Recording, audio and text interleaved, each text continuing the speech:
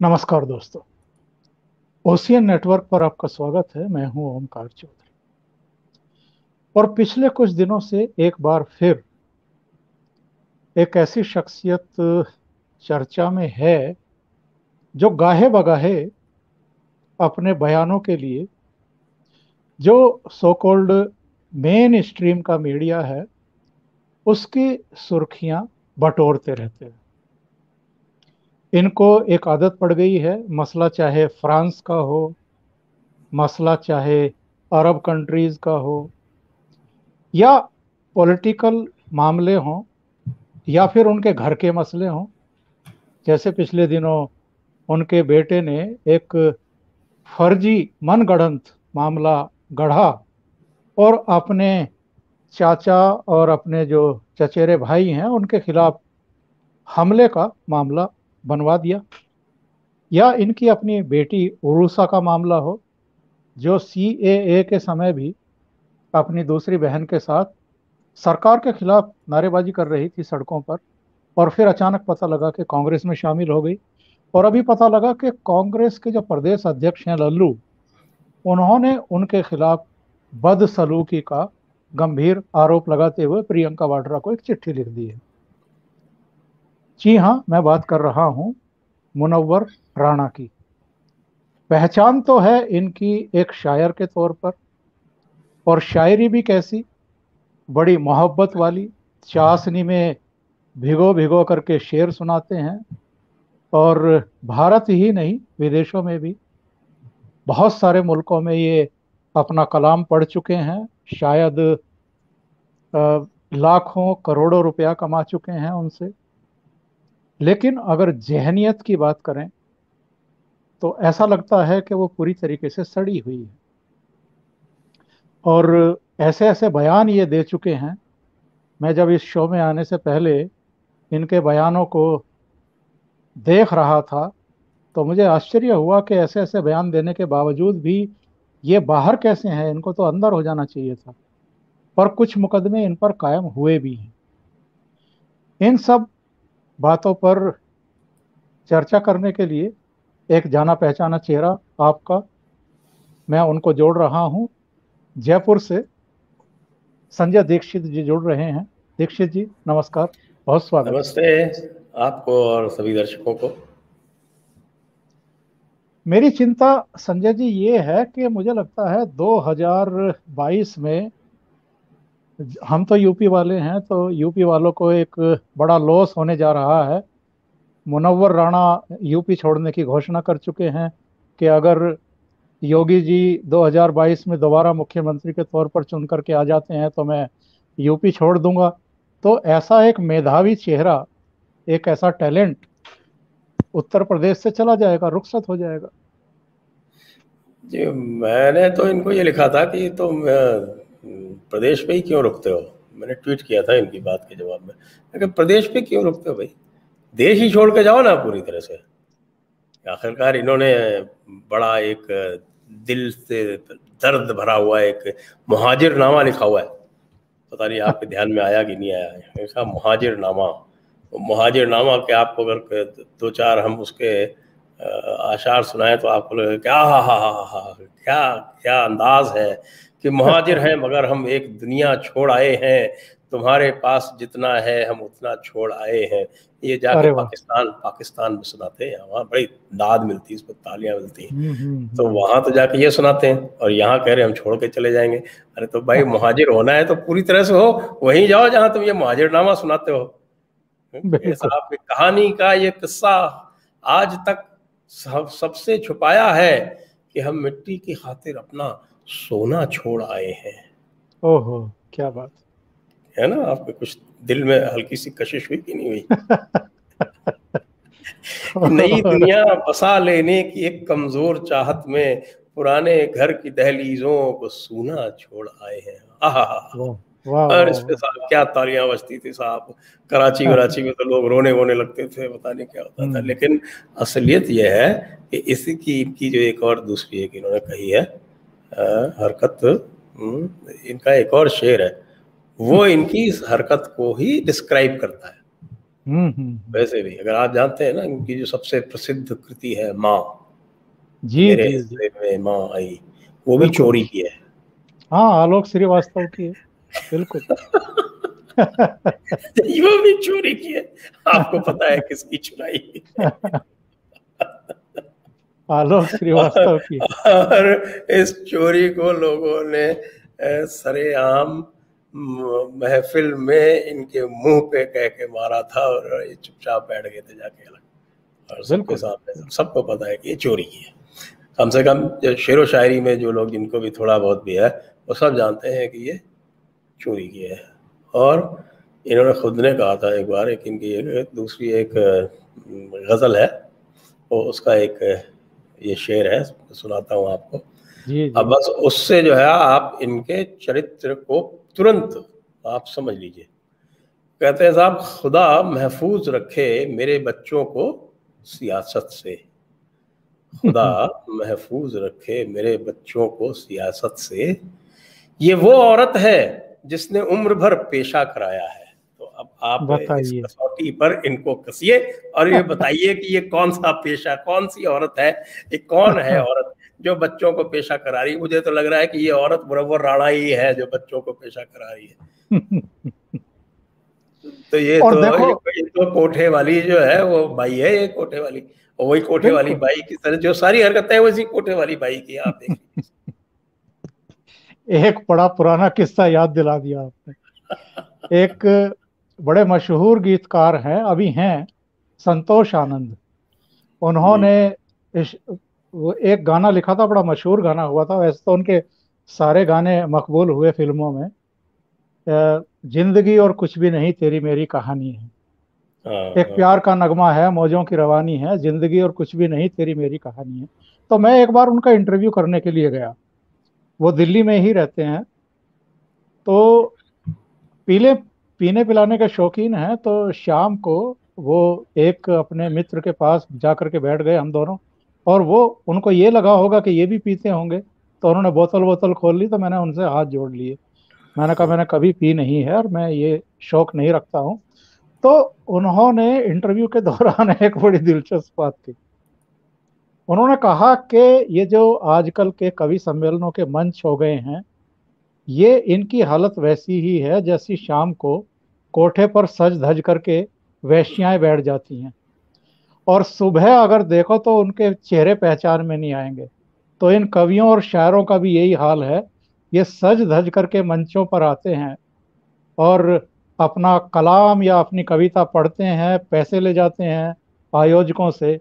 और उसके बाद जो इनके चरित्र हैं, जो इनकी व्यक्तिगत वैचारिक जो वो है नंगापन, वो कई बार सामने आता है। और अब तो हमने देखा है सोशल मीडिया पर, मतलब ऐसे ऐसे नामचीन चेहरे जिनका साहित्य के जगत में अपना एक मुकाम हुआ करता था, और जब तक हम उनकी व्यक्तिगत विचारधारा से परिचित नहीं हुए थे, तब तक हम भी उनका सम्मान करते थे उनकी रचनाएं पढ़ करके। लेकिन ट्विटर पर आकर के, फेसबुक पर आकर के जो गंद उन्होंने उगलनी शुरू की, तो उनके असली चेहरे निकल करके सामने आने शुरू हुए।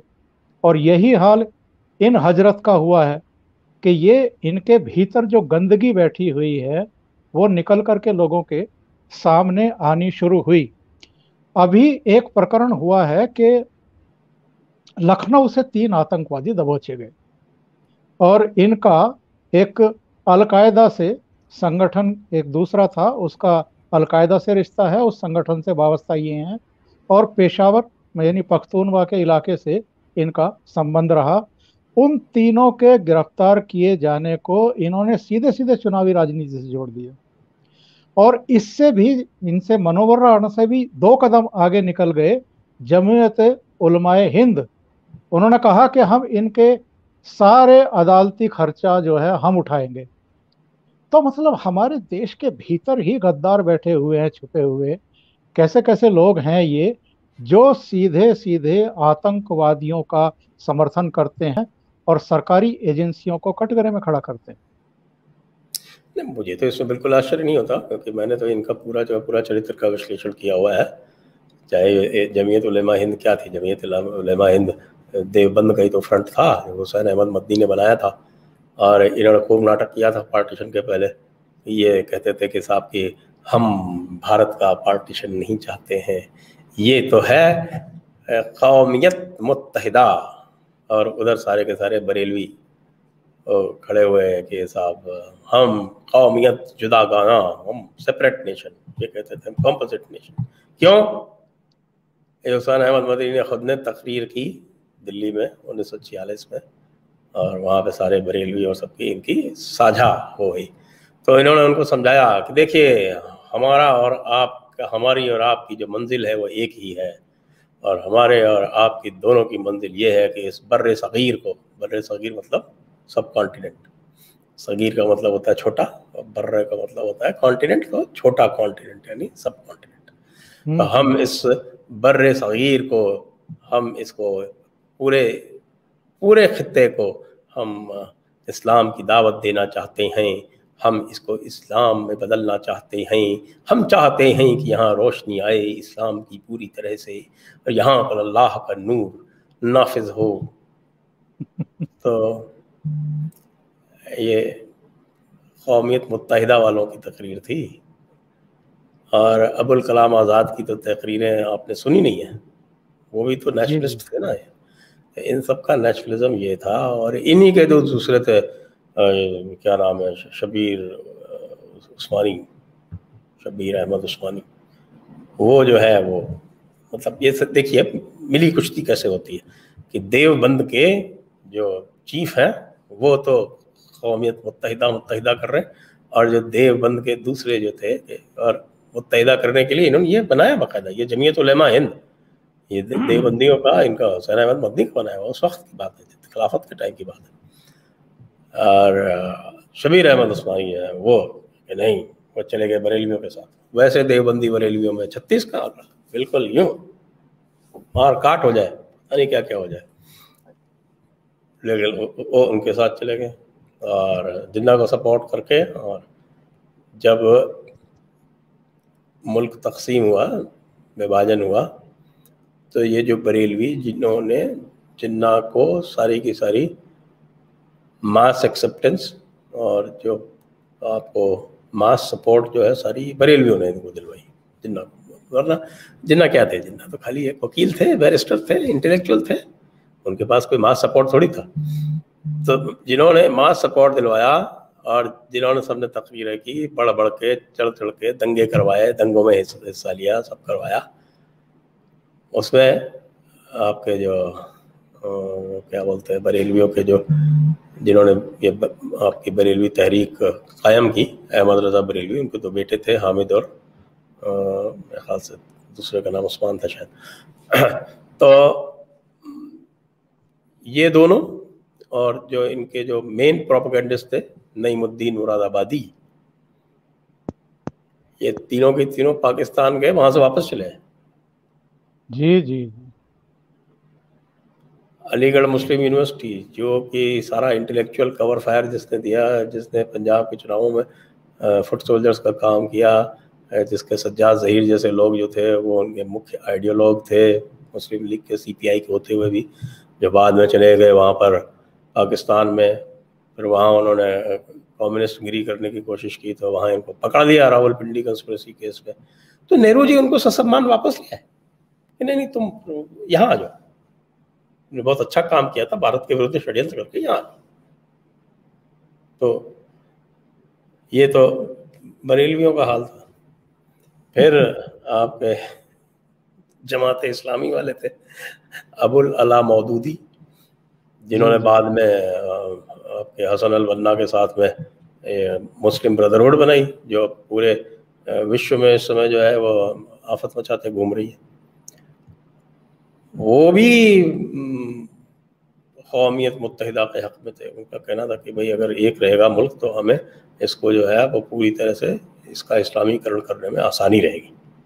ये उनका विचार था। उनका विचार था। वो भी जो है बाद में पाकिस्तान चले गए और पाकिस्तान में उनकी बड़ी इज्जत अफजाई रही, काफ़ी इम्पोर्टेंट रहे। ये सारे के सारे बरेलवी जिन्होंने पाकिस्तान बनवाया था, इनको वहाँ पर लात पड़ी और ये सब वापस चले आए। और देवबंदी जो कह रहे थे कि हम पूरे हिंदुस्तान को एक रख के उसको इस्लाम में कन्वर्ट करेंगे, वो वहाँ जाके चौधरी बन गए। तो खैर वही कहते हैं इसको भी, तो कर्म सिद्धांत जो है कहीं कहीं लागू होता है। तो इसलिए जब ये इस तरह की बातें करते हैं तो मुझे बिल्कुल आश्चर्य होता नहीं। ये तो दोगला चरित्र जो है ये तो सिखाया जाता है, शुरू से कहा जाता है। ये तो सब हदीसों में कहा गया है ना, हदीस में कहा गया है कि अगर इस्लाम के फैलाने में किसी भी तरह की धोखाधड़ी करनी पड़े तो वो जायज़ है। ये तो हुजूर की सुन्नत है साहब, हदीस बोल रही है। इससे कोई कैसे इनकार कर सकता है। यहाँ तक कि जो किसी संधि के बारे में भी कहा गया कि भाई ट्रीटी ऑफ हुदैबिया का जो है, जो हुदैबिया का उनका जो मेन पैक्ट जिसको बताते हैं, तो उसके बारे में भी ये कहा गया कि भाई जब तुम कमज़ोर हो तो तुम संधि कर लो, और जब तुम मजबूत हो तो दूसरे को छोड़ो मत। तो बड़ा सीधा सा फलसफा। ये तो बिल्कुल सिद्धांत है। मैं तो आपके चैनल पे बता रहा हूँ, कल मैं डिस्कस करूँगा ब्रिगेडियर एस.के. मलिक की एक किताब है जो पाकिस्तान आर्मी का एक तरह से गाइड बुक ऑफ गाइडेंस है, एक तरह से जैसे हिदाया होती है ना, उस तरह से वो हिदाया है उनकी। वाह। वो उसका नाम है कुरानिक कॉन्सेप्ट ऑफ वॉर। वो कुरानिक कॉन्सेप्ट ऑफ वॉर कल 7 बजे मैं जयपुर डायलॉग्स पे डॉक्टर अजय चुंगू के साथ डिस्कस करूंगा। तो जिनको कोई संदेह हो कि कुरानिक कॉन्सेप्ट ऑफ वॉर क्या होता है, वो आके उस डिस्कशन को सुन लें तो समझ में आ जाएगा। और ये पिछले दिनों इन्होंने कहा कि ये असदुद्दीन ओवैसी सुअर का बच्चा है। इन्होंने कहा कि ये बीजेपी की मदद करता है, चाहे बिहार में, क्योंकि इनको बड़ा दुख हुआ जब आरजेडी वहाँ हार गई। इन्होंने कहा कि ये अगर सीमांचल में 5 सीटें आकर के नहीं जीतता तो आरजेडी की सरकार बनती, वहाँ बीजेपी और नीतीश की सरकार क्यों बनती। फिर उन्होंने कहा कि ये बंगाल गया, बंगाल के मुसलमानों ने तो इसको पटक दिया, लेकिन अब ये मुंह उठा करके उत्तर प्रदेश में आ गया है, और ये ही जो है वो अखिलेश यादव का और दूसरे दलों का खेल बिगाड़ेगा। तो इसलिए उसको ये सुअर का बच्चा बोलते हैं। देखिए, सुअर का बच्चा बहुत बड़ी गाली होती है किसी मुसलमान के लिए। तो अच्छा है, लेकिन दोनों अशराफ हैं, तो अशराफ तो आपस में करते रहते हैं, एक दूसरे को मारते नहीं आसानी से वो। लेकिन जो अभी मैंने कहा ना कि कहते हैं कि साहब कि ये वो औरत है जो उम्र भर पेशा कराती है, तो इनका काम ही पेशा कराने का है। ये जब अगर सियासत में खुद उसमें दखल दे रहे हैं और इनका शेर ऐसा है, तो इसका मतलब क्या हुआ कि ये खुद ही पेशा कराने वाले हैं। मैं इनकी एक आपको सुनाता हूँ, एक नज़म इन्होंने लिखी, उसके बाद मैं आपसे पूछूंगा ये किसके बारे में है।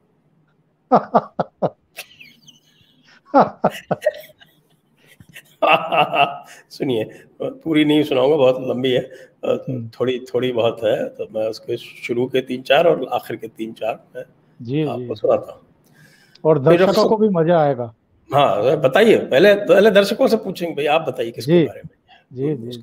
उसके 2 मिनट बाद आप बता दीजिएगा अगर दर्शक ना बता पाए तो। भाई सुनिए। रुखसती होते ही माँ बाप का घर भूल गई, भाई के चेहरों को बहनों की नजर भूल गई, घर को जाती हुई हर रह गुजर भूल गई, मैं वो चिड़िया हूं जो कि अपना शजर भूल गई। शजर मतलब होता है वंशावली। मैं तो भारत में मोहब्बत के लिए आई थी, कौन कहता है हुकूमत के लिए आई थी, नफरतों ने मेरे चेहरे का उजाला छीना, जो मेरे पास था वो चाहने वाला छीना, सर से बच्चों के मेरे बाप का साया छीना, मुझसे गिरजा भी लिया मुझसे शिवाला छीना।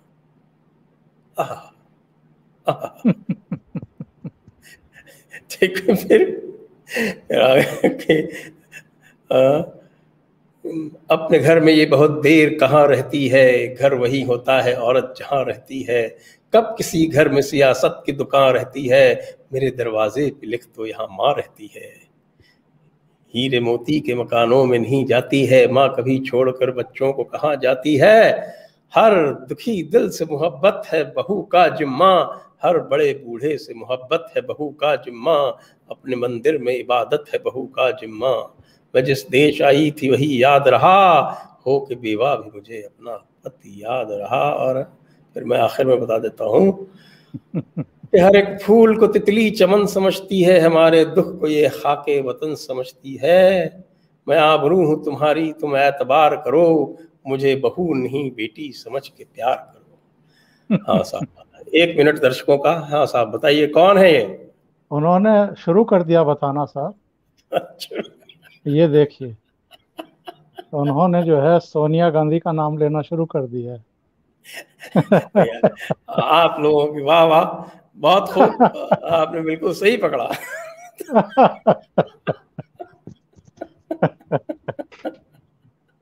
नहीं, लेकिन राजनीति अगर इतनी गंदी तो चीज है। मैं ये कह रहा हूँ कि जो इस तरह की बात लिखता है, दूसरी तरफ ये भी कहता है कि ये वो औरत है जो उम्र भर पेशा कराती है, हाँ? और फिर ये इस तरह के लिखता है, तो वो फिर और उसके जो है सियासत में उसके निशान और पढ़ने की जरूरत क्या है? सीधे सीधे समझ लीजिए ये क्या करना चाहता है, क्या कहना चाहता है। और उसी राजनीति में अपनी बेटी को भेज देता है। उसी मतलब राजनीति में अपनी बेटी को भेज देता है, और बेटी जो है वो हिजाब पहन के घूमती है और कहती है कि मेरे लिए मेरा दीन जो है वो देश से पहले। बिल्कुल। बिल्कुल साफ साफ कहती है वो, और खुले तौर से कहती है वो। आप कुछ कर लीजिए, क्या करेंगे आप? अगर आप जो है इस्लाम को आपने प्रोटेक्शन दिया है, तो ये तो इस्लाम का सिद्धांत है, उसको भी प्रोटेक्शन देना पड़ेगा। इन्होंने एक और बयान दिया था पिछले दिनों। इन्होंने कहा कि मुसलमानों द्वारा 8 बच्चे पैदा करना जायज है, 2 को आतंकवादी बना करके मरवा दिया जाएगा, 2 कोरोना में मर जाएंगे, जो 4 बचेंगे कम से कम वो अपनी अम्मी और अब्बा की जो लाश है उसको कब्र तक तो पहुंचाएंगे। कब्र पहुंचाने मतलब के लिए इनकी इनकी जरूरत क्या है? कब्र तक तो म्यूनिसपैलिटी की गाड़ी पहुंचा देगी। मुनव्वर राणा, तुम्हारे लिए वही ठीक है। तो ये इनको लगता है कि ये कोरोना जो है ये हमेशा रहने वाला है, और 2 तो कोरोना से, चलो कोरोना छोड़ करके कोई और बीमारी से मर जाएंगे, 2 को आतंकवादी बना करके मार दिया जाएगा। तो ये जहनियत क्या शो करती है साहब? और केवल बच्चे इसलिए पैदा करता है आदमी के वो अंतिम जहनियत संस्कार जहनियत की करे। बात जहनियत की बात तो साहब यूं है कि अगर, मैं तो सब लोगों से कहता हूँ ना, और कई लोग जो है, एक आजकल एक नए किस्म का एक वो पैदा हुआ है, उसको हम, मैं कहता हूँ मास्टर स्ट्रोक वादी। वो बड़ी आलोचना करते हैं मेरी। मैं कहता हूँ कि यार इसमें नई बात क्या है? अगर आपने इस्लाम के बेसिक्स पढ़े हैं, तो आपको इसमें कतई आश्चर्य नहीं होना चाहिए। वो तो जो इस्लाम के बेसिक्स हैं वो तो खैर मैं तो अपने पास ही रखता हूँ। तो अभी ये देखिए हिदाया मेरे पास रखी है, हिदाया मैं आपको दिखा दूँ, उसमें क्या कहता है कि साहब कि जिहाद दीन हक की ओर बुलाने और उससे इनकार करने वाले से जंग करने को कहते हैं। बताइए, ये जिहाद की परिभाषा है इस किताब में जो हर मदरसे में पढ़ाई जाती है जी जी जी। कि दीन हक की ओर बुलाने मतलब इस्लाम की दावत देने, कि आप जो है इस्लाम की दावत देने, और उससे फिर जो इनकार करता है उसको, उससे जंग करने को जिहाद कहते हैं। वही बात हुई। फिर उसके बाद तो खैर अब तो हम और भी, क्योंकि लोग मानते ही नहीं है ना बातें, ये सब करनी पड़ती है कि नहीं नहीं नहीं साहब ऐसा नहीं हो सकता, ऐसा नहीं हो सकता। अरे भाई हिदाया पढ़ दो, नहीं पढ़ना चाहते हो तो ठीक है भाई, फतावा आलमगीरी को लोगों के पास उपलब्ध नहीं, हिंदी में नहीं, इंग्लिश में नहीं। अब देखिए ये भी तारीफ करनी पड़ेगी इन लोगों की कि जो मोहम्मदन लॉ चल रहा है, जिसको ये खुद मोहम्मदन लॉ मानते हैं, जो अंग्रेजों के टाइम पे मोहम्मदन लॉ था, जिसके बेसिस पे मुल्ला साहब ने मोहम्मदन लॉ की अपनी किताबें लिखी, वो ये फतावा आलमगीरी है। लेकिन इसका ना तो अंग्रेजी तर्जमा मौजूद है, न हिंदी तर्जमा मौजूद है। सिर्फ इसके 10 वॉल्यूम में 73 किताबें, उसमें से एक किताब है बुक ऑफ ज़कात जो अंग्रेजी में अवेलेबल है, उसके अलावा अंग्रेजी में भी अवेलेबल नहीं है। और उसको जो अभी फिर मैंने तय किया, जब बहुत जोर जोर से ओवैसी साहब ने इसका इसरार किया और इकरार किया, तो मैंने कहा चलो इसको पकड़ते हैं। ढूंढा डाढ़ा नहीं मिली, बहुत कोशिश की, चारों तरफ आर्काइव छान मारे, लाइब्रेरीज देख डाली, सब कर लिया, कहीं नहीं मिली। तो मैंने चलो इसको ट्रांसलेट कराते हैं, और ट्रांसलेट करा करा के जो सामने आ रहा है ना, जब सामने हम रखेंगे जो कुछ अभी तो मेरी निगाह से जो उसका ट्रांसलिट्रेशन है वो गुजर रहा है, और जब हम सही। करेंगे तब लोगों को समझ में आएगा कि इतने दिनों से जो मैं कह रहा हूँ उसमें कोई रत्ती भर की कोई शिकायत नहीं हो सकती है। तभी तो आप ये देखिए, ये पूरी की पूरी जो ये उर्दू को इन्होंने, आप देखिए कि अपनी नेशनल लैंग्वेज, तो नेशन मतलब नेशन का कॉन्सेप्ट जो है इस्लाम में वो उम्मत होता है, रिलीजियस कॉन्सेप्ट होता है। जैसे हम भारतवर्ष की बात करते हैं, जब भारतीय राष्ट्र की बात करते हैं, तो राष्ट्र का जो कॉन्सेप्ट होता है वो होता है सिविलाइजेशनल, यानी सभ्यता मूलक। बिल्कुल। और इस्लाम का जो राष्ट्र का या कॉन्सेप्ट होता है तो उम्मत मतलब प्योरली रिलीजियस। जो रिलीजन है तो people of the same religion constitute the उम्मत, वो उनकी नेशन है। और यूरोप में जो होता है वो एथनिक होता है, वो रेस बेस्ड होता है, Hungarian nation, Austrian nation, German nation, Anglo Saxon nation, ये इस तरह से। तो इनकी वैसे मैं फिर से अनब्रेकिंग इंडिया में ये सारी चीज़ें मैंने विस्तार से उद्धृत भी कर रखी हैं, जैसे मौलाना आज़ाद ने क्या कहा, सर सैयद अहमद ने क्या कहा, मोहम्मद अली जौहर ने क्या कहा, ख्वाजा हसन निज़ामी ने क्या कहा, नईमुद्दीन मुरादाबादी ने क्या कहा, कैफी आज़मी ने क्या कहा। कैफी आज़मी साहब उन्होंने तराना लिखा था कि अगली ईद तो पाकिस्तान में बनेगी। कैफी आज़मी साहब का तराना, सब मैं थोड़ी कुछ कह रहा हूँ।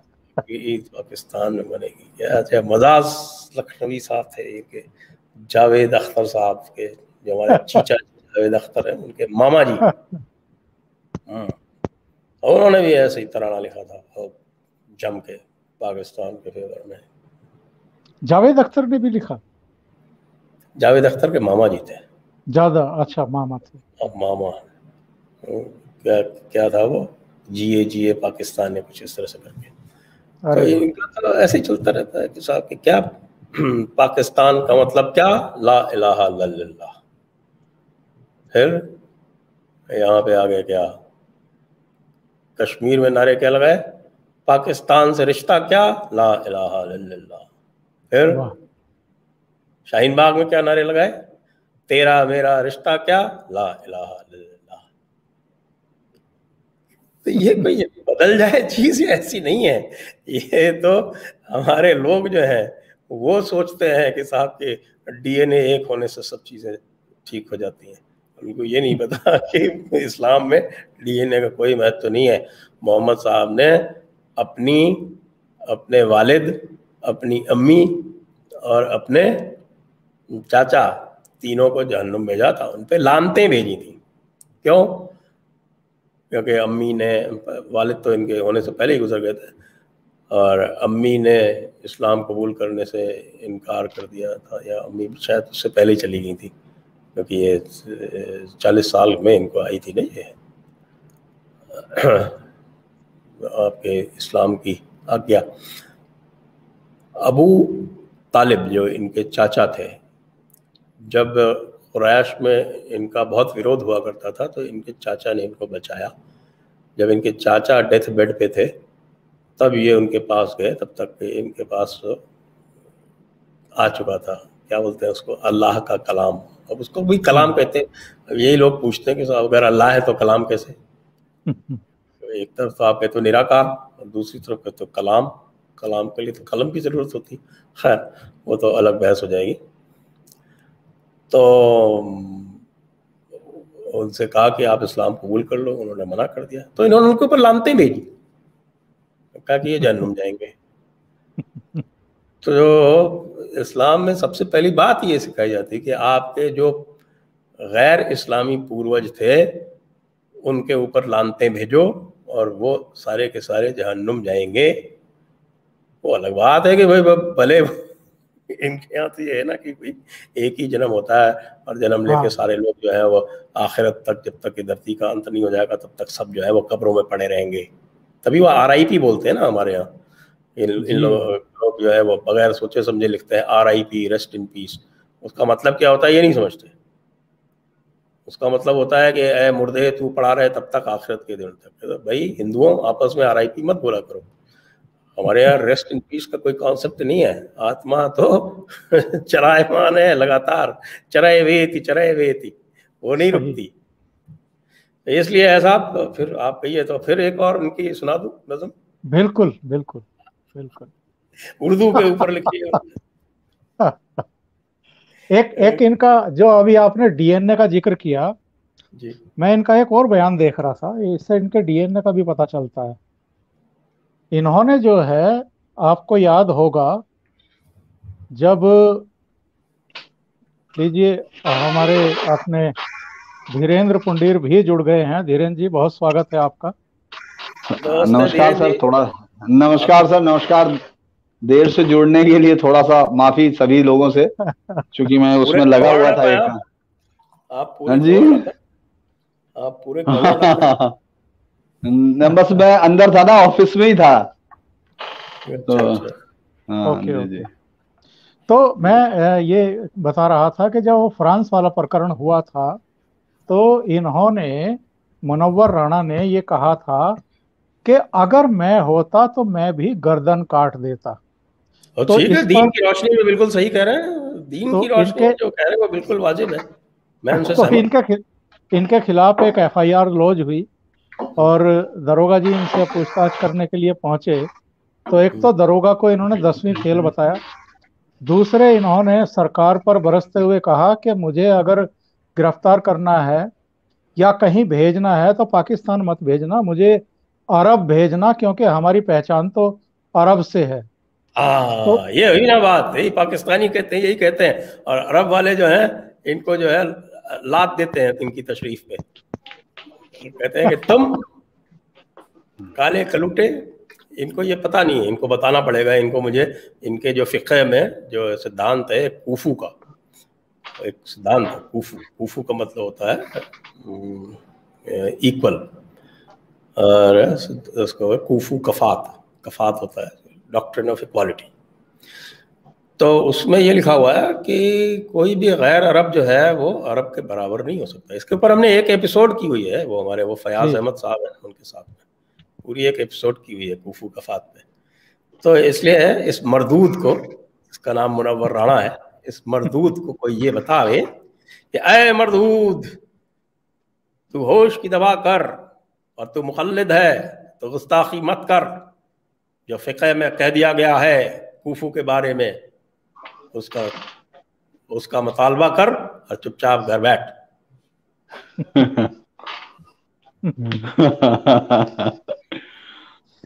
तो संजय जी, आप एक और कुछ सुना रहे थे, उसके बाद हाँ देखो, धीरेन्द्र जी के पास जाता हूँ।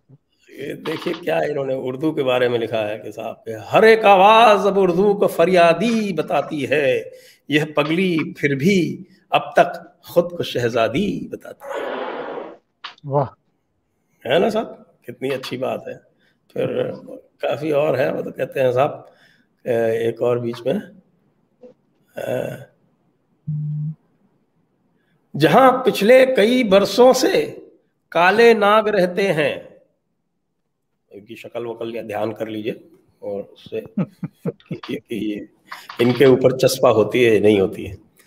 कि जहां पिछले कई बरसों से काले नाग रहते हैं, वहां एक घोंसला चिड़ियों का था, दादी बताती है। मुझे लगता है ये पूरी तरह से फिट होता है मुनव्वर राणा के ऊपर, इस काले नाग के ऊपर।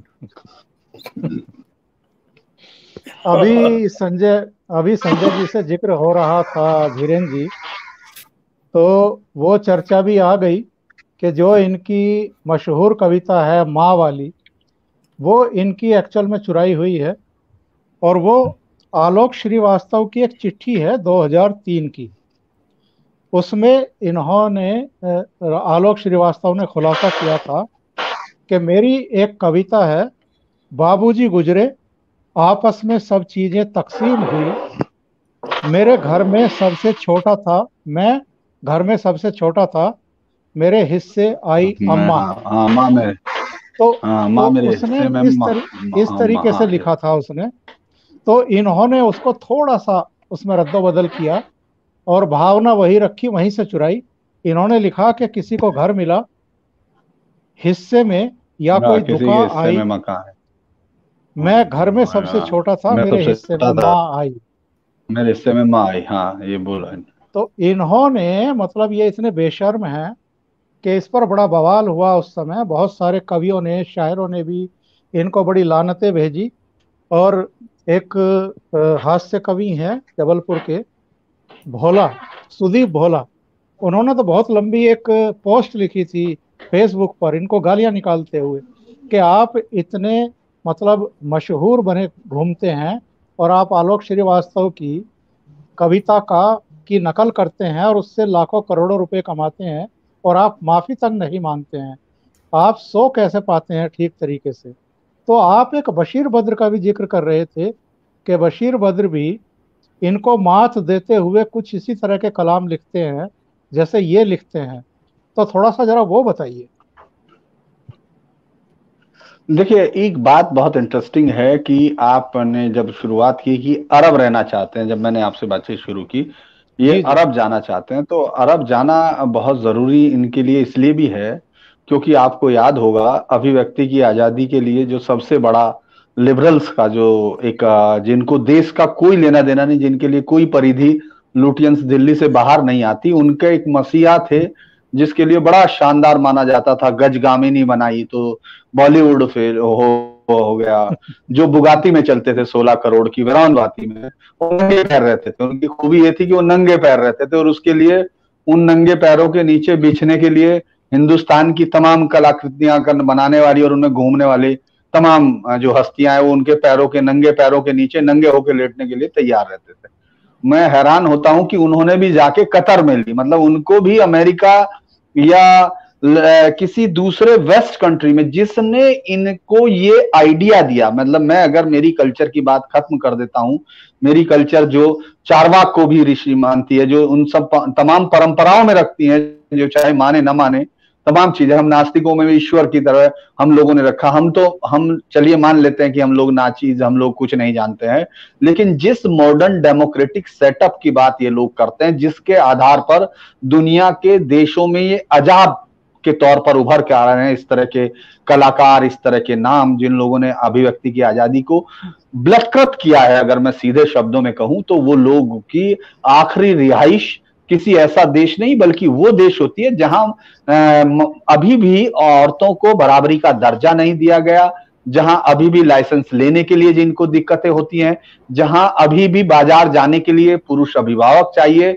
और तमाम चीजें, मतलब ये तमाम इनके जहनियत को शो करती है। इसीलिए मैं इस बात को हमेशा से मानता हूं कि आप कुछ शब्द लिख लेना सीख जाते हैं या आप कुछ एक कोई आर्ट जान जाते हैं, इससे आप महान नहीं हो जाते हैं, क्योंकि आपको वो चीज आती है इसलिए आप बेहतर कर रहे हैं। लेकिन आपके अंदर की इंसानियत और राष्ट्र के साथ आपका रिश्ता, संस्कृति के साथ आपके रिश्तों के साथ परिभाषित होता है और उसमें ये तमाम नाकाम होते हैं। मैं आपको जिस वाक्य का जिक्र कर रहा था, चूंकि अचानक आपसे मेरी बातचीत भी हुई थी कि ये समय मेरे लिए बहुत वो नहीं रहता, बहुत उपयुक्त समय नहीं रहता, वरना मैं आपको लिए निकाल के रखता। मुझे कराची का एक मुशायरा याद आता है जो 93 से 95 के बीच का मुशायरा, मैं उसको शेयर भी कर दूंगा। मैं कोशिश करता कि अपने तमाम जो आपके साथ जुड़े हुए तमाम जो बहुमूल्य दर्शक हैं उन लोगों के साथ शेयर करते तो बेहतर होता, लेकिन मैं उसका थोड़ा सा वो बता देता हूं। उसमें वो कहते हैं कि मैं आपको एक शेर सुना रहा हूं, वो कराची में इनको ये सब शेर याद आते हैं। ये तमाम चीजें जब भी आप देखेंगे दुनिया के मुशायरों पे, मैं ऐसे बहुत सारे उनको ढूंढ चुका हूं, मैंने बहुत सारे देखे। मैं बहुत अदब के साथ कहना चाहूंगा कि वसीम बरेलवी का मुझे अभी नहीं मिल पाया, मैं इसलिए कह रहा हूं क्योंकि जिनका नहीं मिला, क्योंकि वो तमाम लोग ये कहेंगे कि ये पकड़ के कहते हैं या किसी के पीछे हैं, लेकिन बाकी सब के मैं आपको बाकायदा सिलसिलेवार दे सकता हूं। अगर हम किसी दिन बैठेंगे जी जी इस पर भी बात कर जी देंगे कि अदब की दुनिया में किस तरह से जिहाद अरब हमारे यहाँ अदब की दुनिया में रखा। जिस भाषा को लेकर ये बहुत वो करते हैं, वो भाषा लश्करी भाषा, यानी वो उसको ऑफिशियल भाषा इन्होंने कभी मुगलों ने भी नहीं दिया, उसको पर्शियन रहते थे, मतलब खुद गालिब पर्शियन में लिखते थे ये लोग। तमाम लोगों को इनको एक आदत है कि ये तमाम, ये चूंकि यहाँ हम लोगों ने मान लिया ओंकार सर कि हम लोग बहुत अपने आप को नीचे ले आए, क्योंकि हम लोग बात करने में, हम लोग विविधता में, वरना भाषाई तौर पर भी इनसे बहुत उपयुक्त भाषा में हमको जरूरत ही नहीं किसी दूसरी भाषा को चूज करने की। लेकिन ठीक है, अब मैं वापस आता हूं जो उन्होंने 95 में कहा। उन्होंने कहा कि ये शेर मैं खास आप लोगों को सुना रहा हूं। ये कहते हुए उन्होंने पूरी भीड़ को कहा कि मैं जब पूछा, मैं आपको बता देना चाहता हूं कि मैंने, वो ये बोल रहे हैं, उन्होंने कहा पब्लिक से कि मैं आपको ये बता देना चाहता हूं कि मैंने इस पे एक बात की, हिंदू बुजुर्ग से पूछा कि साहब ये क्या है कि आप जला देते हैं और जला देते हैं और ये सब चीजें हो जाती हैं, कि वो क्या हुआ? फिर तो वो मिट्टी में मिल गया, सवाल हुआ। फिर उसने कहा, फिर उन्होंने कहा कि मैं अब इस पर एक शेर कहते हैं, उन्होंने उस शेर को कहा, क्योंकि मैं पूरा उसका बहर में नहीं बता पाऊंगा, लेकिन वो शहर का मायने थी कि वो तो जल जाते हैं और फिर वो जल जाते हैं, फिर बह के मिट्टी नदियों से होते हुए समुद्र में मिल जाते हैं। मैं मिट्टी में दबता हूं, मैं इस मिट्टी का जमींदार मैं ही हूं और सही में इसका हकदार मैं ही हूं। यानी वो यहाँ चूंकि दबा दिए गए हैं, ये सब कर दिए गए हैं, वो इस मिट्टी के हकदार हो गए। और जिन लोगों ने अपना बलिदान देने के बावजूद, अपनी जिंदगी का हिस्सा काट कर देने के बावजूद उफ नहीं की और उनको रखा, ये दयानत भाव, ये समानता का भाव, ये उसके अंदर की अंतर नहीं थे, इसमें कोई वो नहीं, क्योंकि उसके अंदर सहिष्णुता बनी है। अगर आप कोई शब्द हिंदू बोलते हैं, अगर मैं हिंदू उसको नहीं बोलता, मैं सनातनी बोलता हूं, तो उसके अंदर सहिष्णुता उसी तरह समाई हुई है जैसे मेरी आवाज के साथ मेरी सांस है, उसी तरह से सहिष्णुता मेरे अंदर समाई हुई है।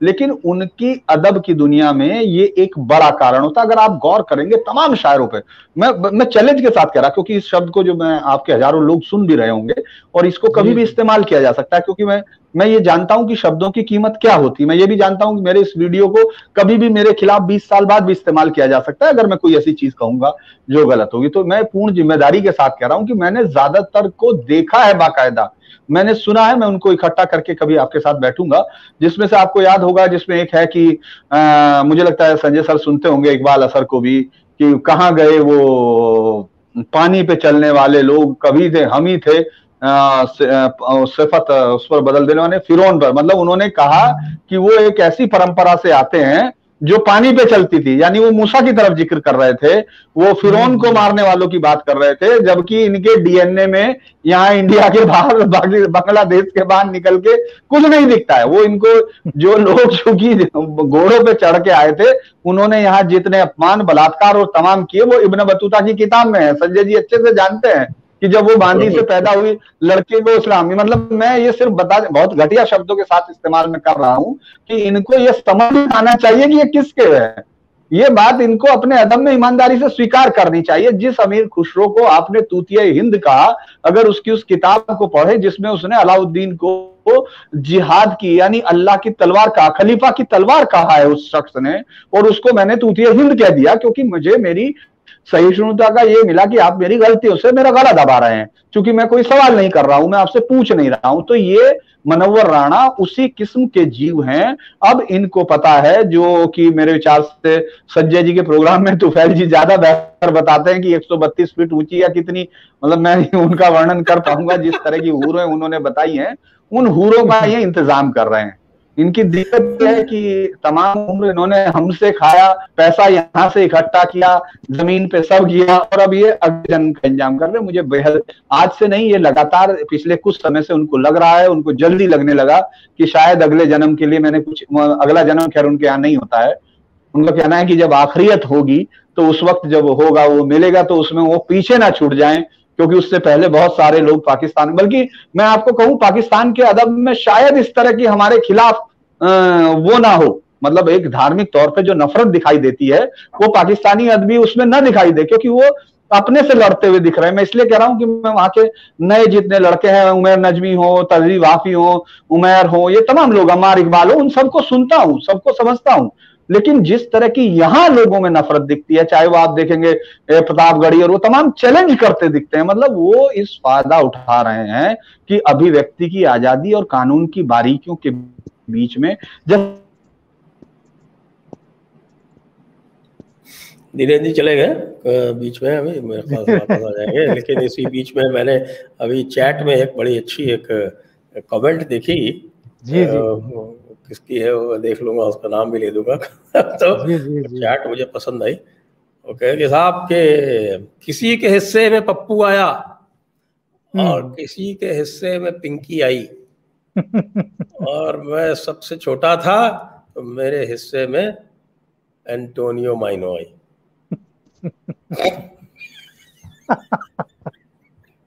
तो भाई जिस किसी ने ये लिखा है साहब, आप अपना हाथ खड़ा कर दें।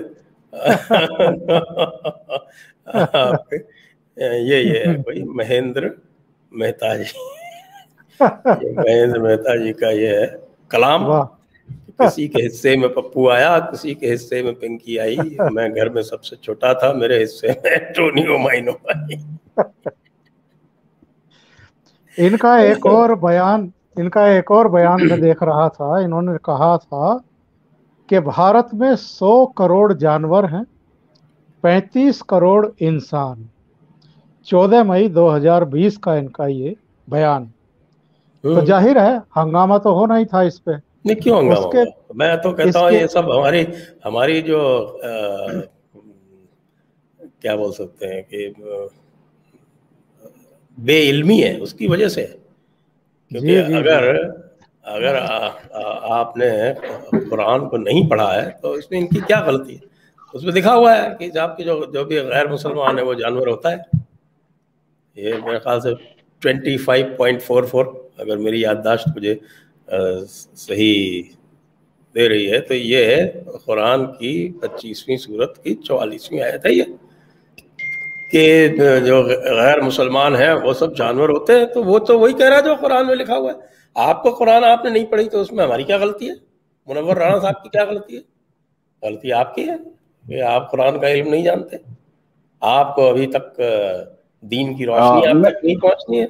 दीन की रोशनी आपको लेनी हो तो हम तो दीन की दावत करते रहते ना लगातार, 1 2 3 4 प्रोग्राम। मैंने सुना है, पहले दिन की दावत को सुना है। एक बातचीत मैं अपने से जोड़ रहा हूं ओंकार जी। अभी आजकल तवलीन सिंह नाराज हो गई, जो बहुत लंबे से बहुत साथ हुआ करती थी इन सरकारी कार्यों में। मतलब वो बहुत दिन तक उन्होंने कहा कि मैं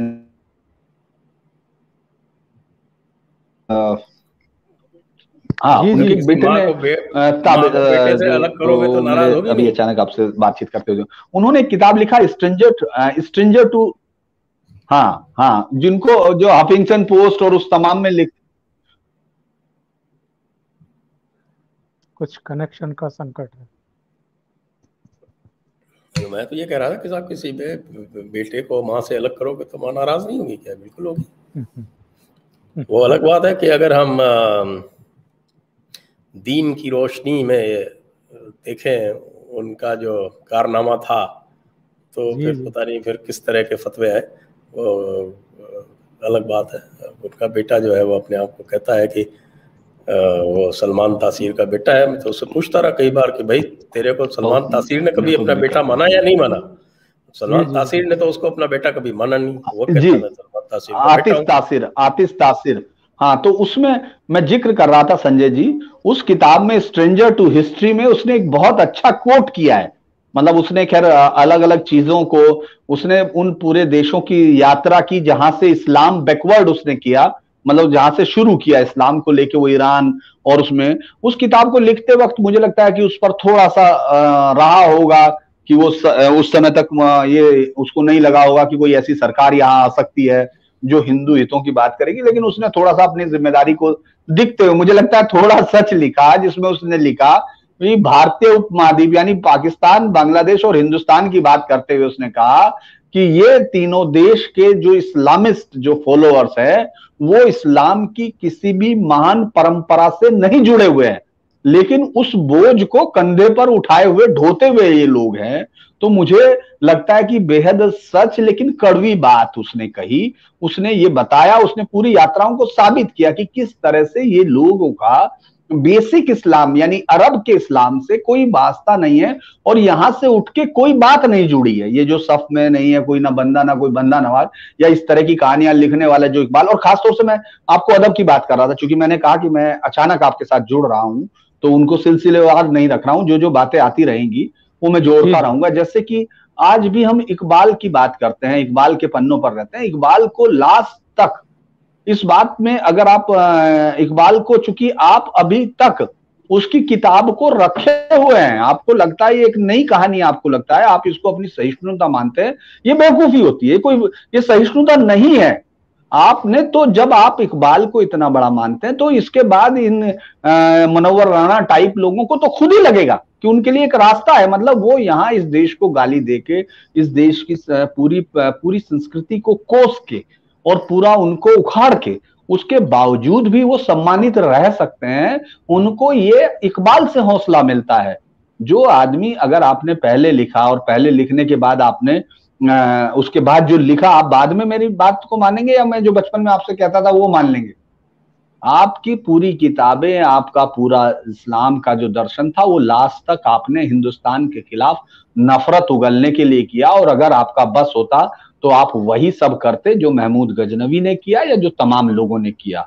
एक अलग अलग, मैं फिर कहूंगा संजय जी, मैं इसलिए कहता हूं क्योंकि वो बेहतर तरीके से उनको समझा पाते हैं, क्योंकि ये एक अलग जन्नत का इंतजाम है। मुझे लगता है संजय जी, जो दुश्मनों के बारे में भ्रम फैलाए और उनके बीच में कंफ्यूजन क्रिएट करे, शायद उसको तीसरे दर्जे की जन्नत या कुछ उससे नीचे की जन्नत मिलती है। जो ऊंट वालों को पानी पिलाएगा उसको दूसरे को, जो साथ में जाके लड़ेगा वो अलग। तो ये जन्नत के एक आला उसका, क्योंकि अब ये बेचारे जाके सीरिया में लड़ नहीं सकते हैं, क्योंकि वरना इनकी दिल इच्छा थी कि ये, आप ये सोचिए कि 1919 में जब आप असहयोग आंदोलन के लिए, तब लखनऊ में अखबार निकले जिनमें बाकायदा चंदे, जिसमें साया होता था कि ये जा रहे हैं, ये फला फला सीरिया लड़ने जा रहे हैं साहब, वो इस खिलाफत के लिए लड़ने जा रहे हैं, आप इनके लिए चंदा दीजिए, और उनके नाम अनाउंस होते थे। और उसमें तो ये आप लगातार उस अगर दर्शन को पढ़ेंगे, जो बात बिल्कुल मैं उसको गंभीरता से कह रहा, अभी मजाक में था, कि अगर आपने वाकई कुरान शरीफ नहीं पढ़ी, अगर आपने बुखारी की हदीस नहीं पढ़ी, तो ये आपकी गलती है, उनकी नहीं। वो पढ़ के आए हुए हैं, वो ना भूलते हैं, ना वो यह करते हैं। वो क्या नहीं भूलते हैं? वो ये नहीं भूलते हैं कि साहब उनके पूर्वज राजा थे या ये उन्होंने हम पे राज किया। वो ये जरूर भूल जाते हैं कि कितनी बार छोड़ा गया, कितनी बार उन पर दर्द दिखाया गया, कितनी बार उनको रोटियां दी गई, कितनी बार वहां से पैगंबर साहब के रिलेटिव भाग के आए, कितनी बार उनको शरण दी वहां उस पर मुल्तान में। मतलब वो कुछ भी वो याद रखते हैं, बस आप कुछ नहीं रखते हैं। वो ये रखते हैं, वो ये याद रखते हैं कि अकबर महान होता, वो उसको साबित करते हैं। वो ये भूल जाते हैं कि 30,000 उन बेचारे निरपराध जो युद्धरत नहीं थे, जो युद्ध के बाद उनके कत्लो गारत करने वाले, हरम के 5,000 रखने वाले, वो उन सबको भूलते हैं। तो इसीलिए आपको जब ये याद आता हो तो आप इनकी अरब जाने वाली बातों को, जैसे कल उन्होंने कहा पाकिस्तान, तो मैं एक छोटा सा प्रोग्राम कर रहा था, आप जानते हैं संजय जी, और मैं कम करने लगा, लेकिन उसमें भी लोगों ने लिखा कि इनको अभी चले जाना चाहिए। मुझे लगता है कुछ लोग फाइनेंस कराना चाहते थे, वो कह रहे थे आएगा तो योगी ही, हम अभी से फाइनेंस कर देते हैं। तो मुझे लगता है कि आप अगर अपने प्रोग्राम के बाद ऐसे कुछ टिकट उन तक भिजवा दे तो बेहतर होगा, क्योंकि उनको पैसे की चिंता भी नहीं रहेगी। उनका बेटा, वो भूल जाते हैं कि उनका बेटा खुद पे गोली चलवाने के लिए षड्यंत्र रचता है। उनको याद क्या आता है कि साहब मेरे घर पुलिस आ गई। अरे भाई, अगर आपके घर पुलिस आ गई और आप उसमें भी झूठ बोलते हैं कि आपका परिवार के साथ झगड़ा चल रहा है, आपका भाई साहब बोलते हैं, आपकी हर तरह से आपके ईमान की चीज आपके सामने साया हो रही ना। तो ये सब एक हमको, मुझे लगता है कि एक बेहतर काम इन्होंने किया। मुनव्वर राणा के, मैं इस बात के लिए उनको शुक्रिया अदा करूंगा कि कम से कम आप जैसे लोगों का इन पर ध्यान तो गया। बिल्कुल। अब इनके कम से कम इनकी जो अदबी, जो एक अंदर से छिपी हुई, जो मैंने कहा कि फिर संजय सर से जरूर पूछूंगा वो कौन से दर्जे की, क्योंकि मुझे याद नहीं आ रहा, उसमें लिखा हुआ है, मैंने पढ़ा था कि उनको कौन से दर्जे की जन्नत महसूस होगी, जो इस तरह सबसे बड़े तो वो तो जन्नत फिरदौस, वो नहीं मिलेगी इनको, लेकिन इन्होंने देर कर हाँ, तो इन्होंने गलती कर दी, इनको देर कर दी इन्होंने। वैसे ये बता सकते हो, जाकिर नायक ने तो जरूर फतवा दे दिया था कि रवीश कुमार जाएंगे तो जहन्नुम में, भले उनको जो है वो पहले दर्जे वाला मिले, 7वें दर्जे वाला नहीं मिले। नहीं, ये उनको नहीं, उन्होंने ये बात राष्ट्रपिता उनके लिए भी कही थी, किसी, मुझे जहां तक याद आता, उन्होंने उनके लिए भी कहा था। उन्होंने अपने उस प्रोग्राम में जो यहाँ था, उनसे सवाल किया गया था, तो उन्होंने कहा था कि वो बहुत बेशक अच्छे हैं, फला किया, लेकिन जाना तो उनको जन्नत। जैसे आप इस बात को, मैं जैसे गांधी को जन्नत जाना है, कई लोगों ने पूछा। हाँ, उनसे पूछा था। तो आपको एक किस्सा सुनाता हूँ महात्मा गांधी के बारे में।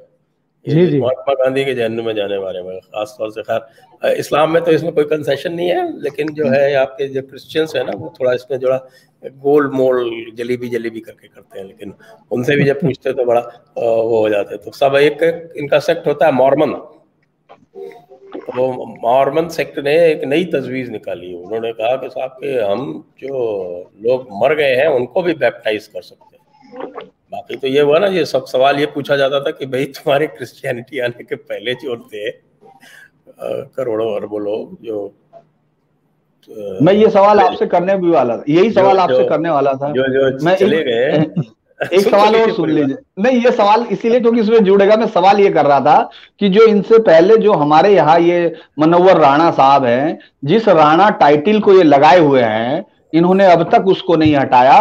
वो राणा जो इनके पूर्वज थे, वो अभी जन्नत में दोजख में अपनी औलाद को देखकर उनको कैसा लग रहा होगा, बस ये सवाल है। वो तो दोजख में अच्छा, जाएंगे अभी तो अच्छा, उनके हिसाब से। हालांकि इनके साथ समस्या ये है, टेक्निकल इश्यूज बहुत सारे हैं, क्योंकि पूछते भाई तुम्हारे जो है जो सारे पूर्वज थे उनको तुम कहते हो वो दोजख जाएंगे, तो वो तो पंच तत्वों में विलीन हो गए, उनका तो दाह संस्कार हो गया। हाँ, तो वो कौन जाएगा? हाँ, आखिरत के दिन तो उनका पता नहीं चलेगा।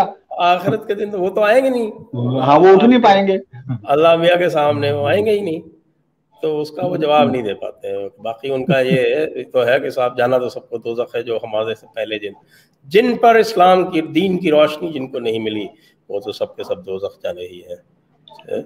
इससे उनको कोई जरा सा भी, इसीलिए जब वो कहते हैं ना कि तुम्हारे पूर्वज हिंदू थे, अरे भाई क्या कॉन्सेप्ट है पूर्वजों का, ये तो समझ लो पहले, उसके बाद पूर्वजों की बात करो। पूर्वजों के लिए इस्लाम किसी भी प्रकार की इज्जत, रिस्पेक्ट, किसी भी प्रकार का आदर भाव नहीं रखता है। ये बेसिक चीज समझने की है। तो मैं मॉर्मन्स की बात कर रहा था, तो मॉर्मन्स ने इसका अच्छा तरीका निकाला। उन्होंने कहा कि साहब के उन्होंने एक अपने यहाँ तजवीज़ निकाली कि जो मर चुके हैं उनका भी वो बैप्टिज्म कर देते हैं।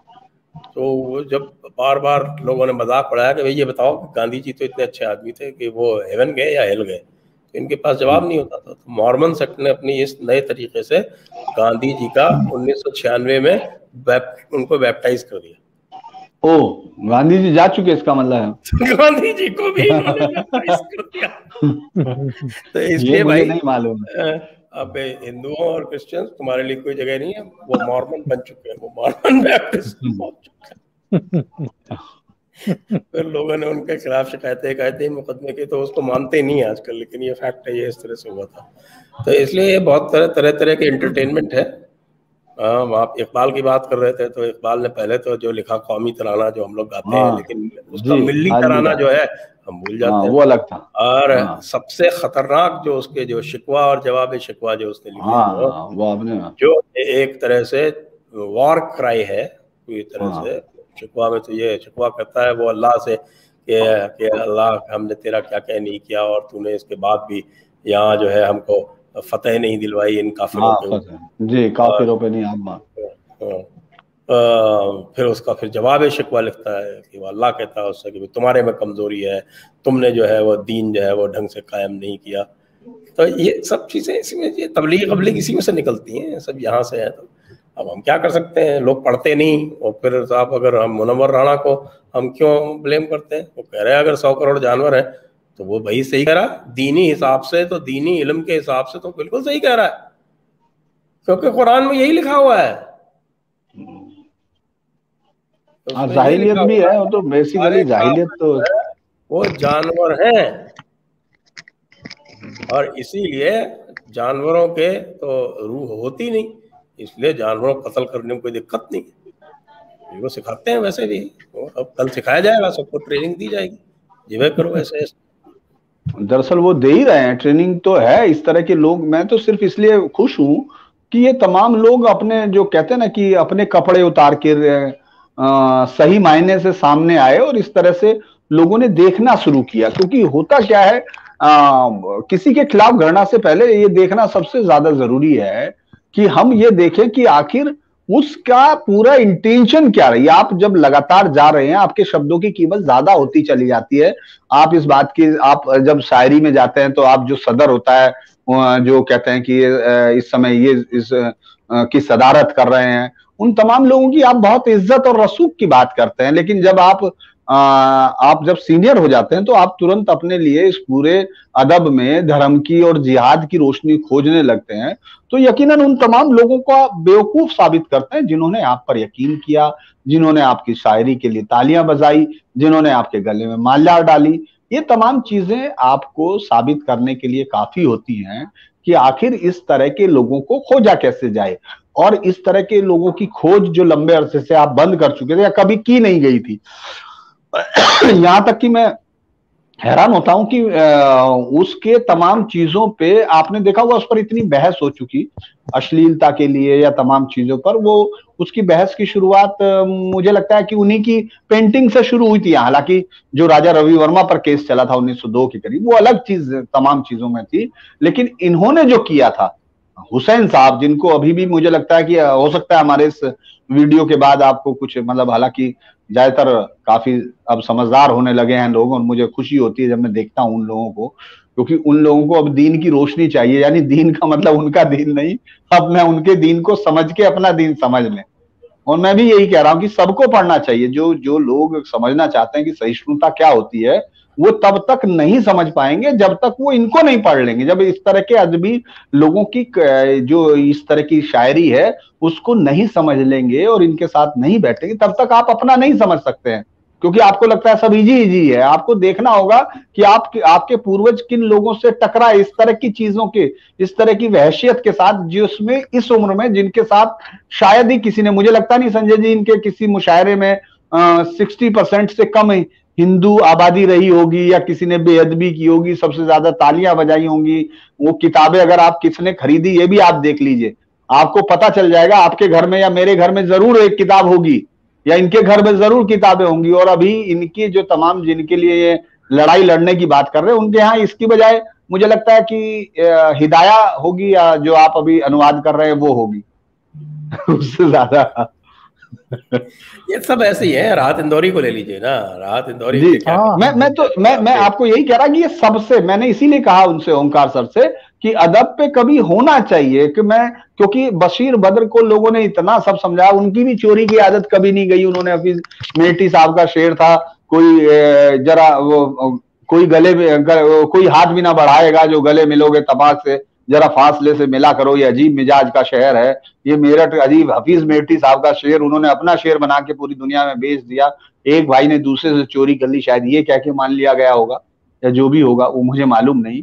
और उन्होंने इस तरह का, मुझे लगा कि ये किस तरह का वो है, मतलब कोई किस तरह से इस तरह की घृणा की बात कर सकता है कि इस जमीन का असली जमींदार तो मैं ही हूं। मतलब आप ये सोचिए आप क्या, और उस पर जो कराची का पंडाल है वो तालियों से गूंज रहा था, उनको लग रहा था कि एक आला दर्जे की जन्नत उसने पक्की कर ली बशीर बद्र ने, उसको खुद लगा होगा क्योंकि उसने काम कर लिया, उसने उनकी निंदा करके। तो मुझे लगता है ये सब चीजें अदब में बहुत है, चाहे राहत इंदौरी तो खैर लास्ट, राहत इंदौरी तो साफ मतलब इस्लाम लास्ट में तो उसके ऊपर भी तालियां लेता था। ये देखिए क्या है कि क्या साहब के, जब वो उसने कहा ना वो क्या सभी का खून शामिल है यहाँ की मिट्टी में, वो हम जो वो उससे भी ज्यादा बड़ी चीज, अगर आप उसमें वो क्या कहता है सुनिए, जो मतलब थोड़ा सा भी आप गौर करेंगे तो आप समझ जाएंगे कि वो क्या कह रहा है। कह रहा है कि साहब जो आज साहिबे मसनद हैं कल नहीं होंगे, नहीं होंगे। किराएदार हैं जाती मकान, जाती मकान थोड़े है। ये किसके लिए मकान है? तो ये जो है वो आपकी हिंदुओं की हुकूमत के लिए ये, उसके लिए कह रहे हैं हम कब्जा करेंगे। उसने बाद में ये भी कहा था कि इस बार कोई हिजरत नहीं होगी, मतलब हम यहीं कब्जा करेंगे, छोड़ के पाकिस्तान अलग नहीं बनाएंगे, हम यहीं कब्जा करेंगे। और हमारे जो मूर्ख उस पर तालियां बजाते हैं बगैर समझे। सही हम जो बोले वही सदाकत है, हम जो बोले वही सदाकत है, याद होगा आपको। हमारे मुंह से जो निकले वही सदाकत है। ये इस तरह का शब्द है, तुम्हारी जबान थोड़े ही है, मतलब वो इसलिए क्योंकि उन्होंने तो कलमा पढ़ा हुआ है ना साहब, आप ये समझ नहीं रहे। उस समय भी मैं उसको सुन रहा था तो मुझे लग रहा था ये कौन लोग हैं जो इस तरह की बात कर, मतलब आप कोई भी चीज अगर इंसानियत का, मैं बहुत ही कटु शब्द होके बोलता हूं कि कई बार की अगर इंसानियत, बेसिक मिस्टेक इस्लाम के हिसाब से आप इंसान नहीं है, ये समझ। हाँ, वो ठीक है, मैं उनकी इंसानियत में भी कह रहा हूँ, उनकी इंसानियत में भी कुछ ज्यादा ही हमसे ले चुके हैं ना, इस तरह के लोग कुछ ज्यादा तालियां हमसे ले चुके हैं जो इस तरह के लोग हैं।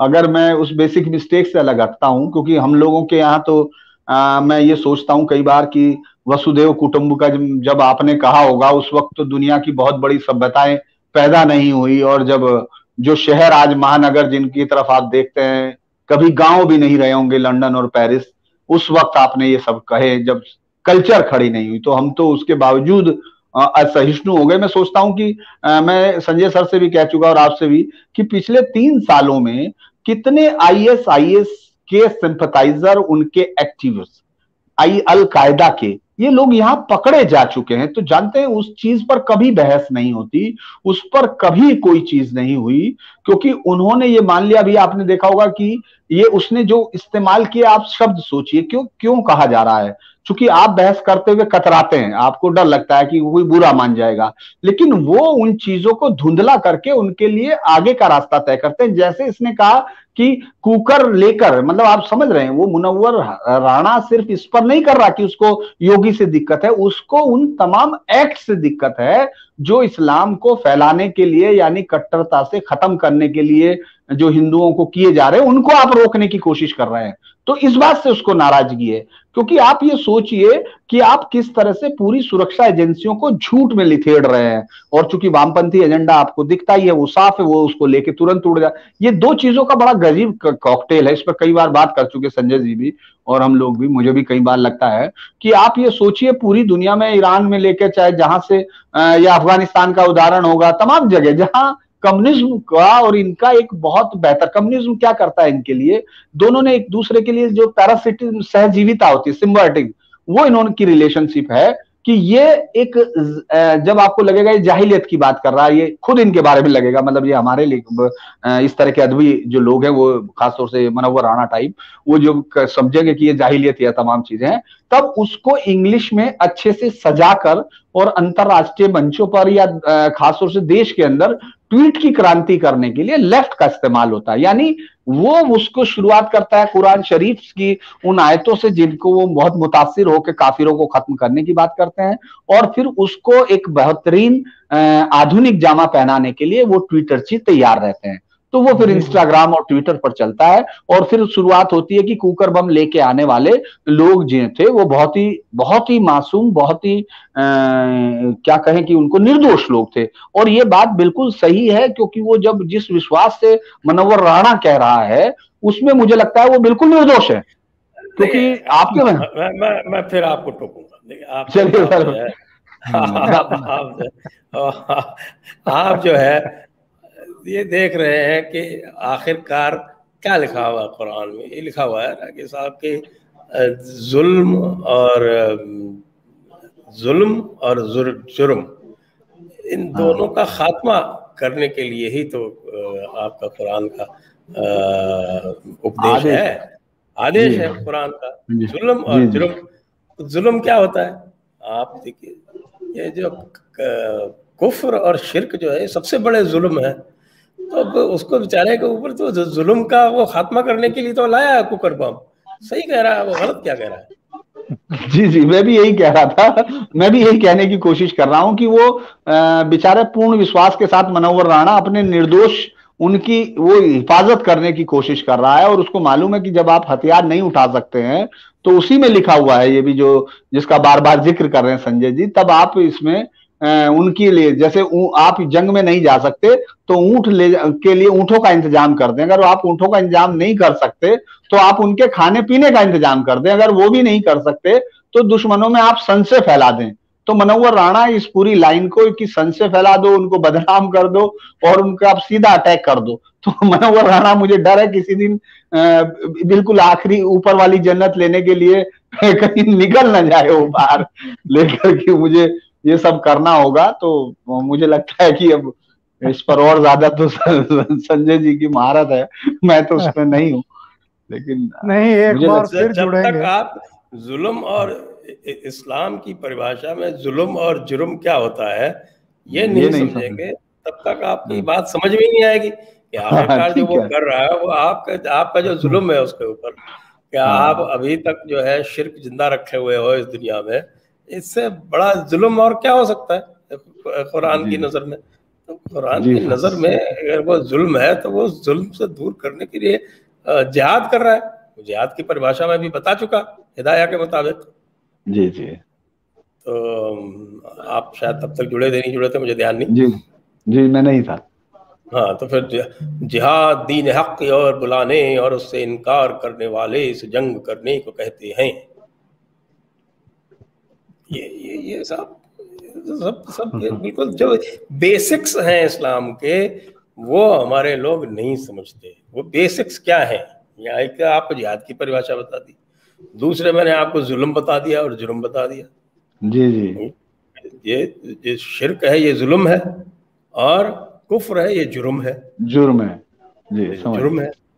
तो जुल्म और जुर्म दोनों का ये वहां से एक आदेश है कि साहब इसको आपको जिहाद करना है और इसको खत्म करना है। जुल्म और जुर्म से तो आप कैसे आप करोगे? और उसके बाद फिर तीसरी बात, इंसान कौन है? इंसान सिर्फ मोमिन और मोमिना हो सकते, बाकी इंसान नहीं, बाकी जानवर है।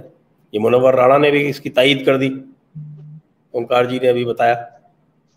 तो इसलिए ये बेसिक्स जब क्लियर हो जाएंगे तो सबको क्लैरिटी आ जाएगी कि वो इस्लामिक स्कीम ऑफ थिंग्स में कहाँ बैठते हैं। बाकी मैं सारे दर्शकों को ये एक थोड़ी सी सलाह ये दूंगा कि आप इकबाल का शिकवा और जवाब शिकवा पढ़ लीजिए, तो उससे आपको बिल्कुल पूरी तसल्ली हो जाएगी कि ये जो कॉस्मिक ऑर्डर है उसमें आप कहाँ बैठते हैं इस्लाम की निगाह में। सो thank you so much sir, आप दोनों जुड़े और इतना समय आप लोगों ने निकाला। और मुनव्वर राणा नामा जो है ये तो मुझे लगता है कि अभी जारी रहेगा, लंबे समय तक चलेगा, क्योंकि अभी लग रहा है कि उनमें काफ़ी दम है। लेकिन ये बात ज़रा देखने की है कि 2022 के बाद वो यूपी के बाद जाएंगे कहाँ। अभी संजय जी की तो शुरुआती टिप्पणी थी कि यूपी ही क्यों, देश से ही क्यों नहीं बाहर जा रहे। और वैसे जाना चाहिए, क्योंकि वो योगी के दोबारा चुनने पर यूपी छोड़ने की बात कर रहे हैं। तो मोदी तो ऑलरेडी दोबारा चुन करके आ चुके हैं, तो योगी और मोदी में क्या अंतर है? हाँ, उनको हिजरत करनी चाहिए, क्योंकि ये भी लिखा हुआ है जो फिक़ह हाँ, की हिजरत किताबें हैं, करनी होगी आपको वो जहाँ। ये कह रहे हैं कि साहब दारुल हरम में नहीं मरना चाहिए। हाँ, मोहम्मद नहीं अली मरना। जौहर थे, वो मरने के लिए मरने बाकायदा के बाद जेरूसलम गए। हाँ, ये जी जी जेरूसलम गए साहब, मैं जी जी, यहाँ की क्या कई सारे नापाक यहाँ जमीन से, को कहीं कहीं मैं उनके नाम भूल रहा हूँ, उनमें से आप कहीं को और दफनाया बोलिए। गया। हमारे मौलाना आजाद भी मौलाना साहब, नेशनलिस्ट, हाँ उनके, हाँ उनका जो उन्होंने है कॉल दी थी कि दफना। सब लोग अफगानिस्तान चलो, ये जी जी, दारुल हर्ब है, यहाँ नहीं रह सकते। बाकायदा कुछ लोगों को वहां दफनाया गया है ले जाके उनको, जिन्होंने वहां, मुझे याद आ रहा है अभी उनको, कि दफनाया भी वहां गया है काफी लोगों को, वो वहीं जाके दफन होना चाहते हैं। वैसे एक और ब्रिलियंट टिप्पणी आई है जी आपके इसके ऊपर, जी वो जी रहा हूँ मैं और पढ़ दूँ, एक मिनट ढूंढ रहा हूँ उसको। हाँ, कह रहे कि साहब की मुनव्वर की तशरीफ पे चर्बी बहुत थी।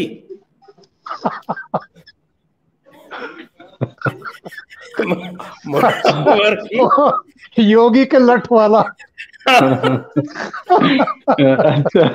मैंने तो नहीं पढ़ा। उसके हिस्से में योगी का लठ आया। अच्छा, ठीक है। ये कोई नाम तो इन्होंने नहीं लिखा, डायमेंशनलेस ओम। आपको साहब बहुत so thank you so much sir, जी थैंक जी, यू, नमस्कार थैंक यू। नमस्कार नमस्कार नमस्ते यार। नमस्कार।